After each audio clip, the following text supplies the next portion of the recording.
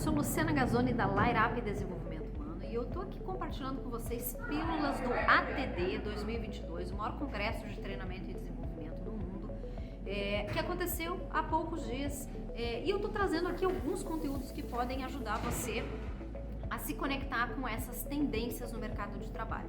Um dos temas que foi abordado neste congresso são os vieses inconscientes e como os vieses inconscientes podem impactar aspectos de contratação.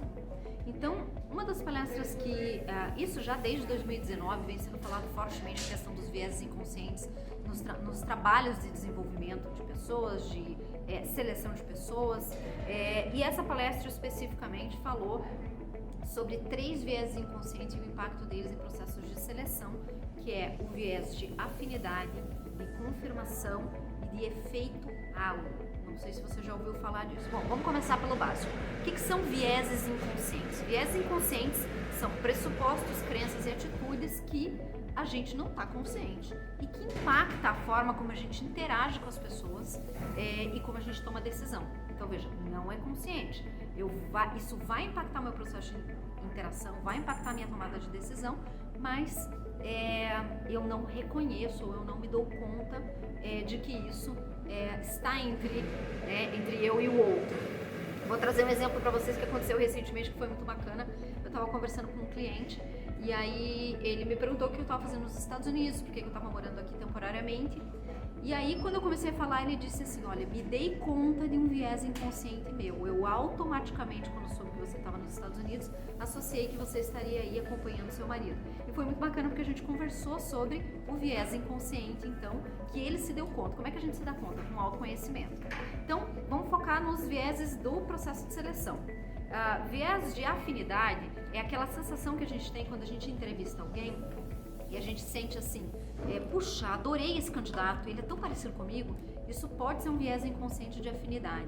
Então a gente tem que tomar cuidado com isso, porque não necessariamente a tua equipe precisa de pessoas parecidas com você. Então esse é o primeiro viés que a gente tem que estar atento quando a gente está fazendo seleção. O segundo viés é a confirmação. Confirmação significa que eu tenho uma crença e aí eu fico confirmando essa crença. Por exemplo, eles estavam com um dilema numa orquestra, onde eles percebiam que toda vez que iam contratar novos músicos, só homens eram contratados. Então eles identificaram que existia um viés inconsciente de que homens são melhores músicos do que mulheres. E aí o que eles fizeram? Bom, como é que a gente vai trabalhar isso? Trabalharam com conscientização, trabalharam com os profissionais ali e não percebiam mudança efetiva. Então o que eles tiveram que começar a fazer? Audições cegas. Então, você ouvia o músico sem saber quem era, sem saber se era homem ou mulher.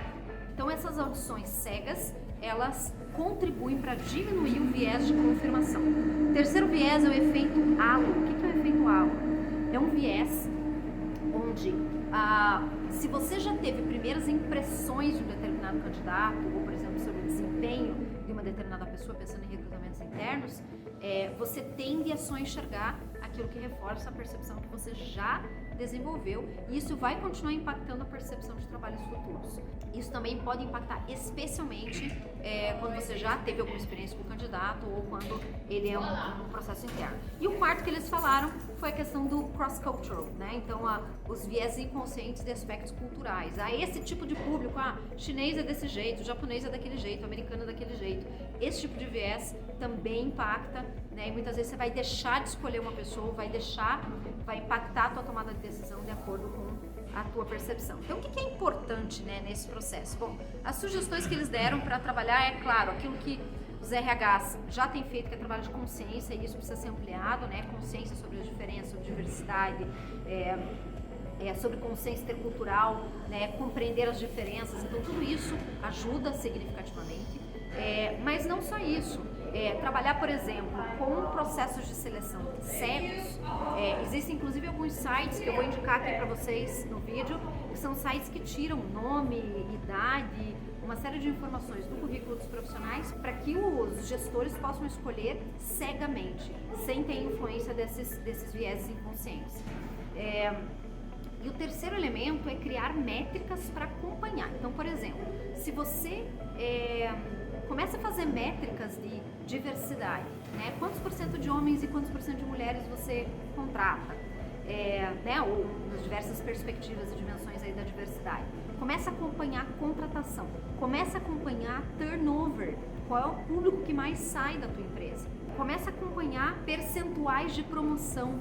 Então são todos indicadores que podem te ajudar, porque como ele é um viés inconsciente, muitas vezes o gestor ou o próprio RH não vai decidir isso, né, ou usar isso como um critério, mas a pessoa acaba tomando uma decisão com base nesse viés.